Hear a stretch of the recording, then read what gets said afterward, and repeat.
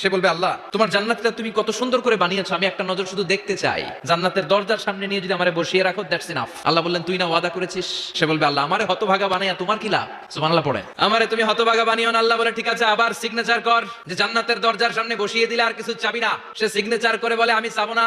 আল্লাহ বললেন জিব্রাইল বেচারারে ধরে জান্নাতের গেটের সামনে বসায় দে। এবার জান্নাতের গেটের সামনে বসে বসে জান্নাতের সৌন্দর্য দেখা শুরু করবে। সুবহানাল্লাহ। ওই হতভাগা লোকটা বলবে আল্লাহ এত সুন্দর জান্নাত তুমি বানালাম, চোখ দিয়ে সৌন্দর্য দেখি, কান দিয়ে আওয়াজগুলো শুনি, হুর আর গেলমান হেঁটে বেড়ায়, এত সুন্দর জান্নাত চোখ দিয়ে দেখি, ঢুকতে পারি না, আমারে কষ্ট দিয়ে তোমার কি লাভ? ও আল্লাহ আমারে তুমি মাফ করে দাও, জান্নাতের চিপার মধ্যে এক কর্নারে তুমি একটু আমারে জায়গা করে দাও। আল্লাহ বলবেন ওয়াই হাক ইবনা আদম, তোর ধ্বংস হোক হে আদম জাত, মা আগদারাকা, তোর চেয়ে বড় গাদ্দার আমি আমার সৃষ্টিকুলে কাউরে দেখি নাই, কারণ তুই আমার সাথে চুক্তি করিস আর চুক্তি ভঙ্গ করিস। আল্লাহর রহমতের দরিয়ায় তখন জোশ খেলে যাবে, ওর আকুতি মিনতি চাহনি আল্লাহর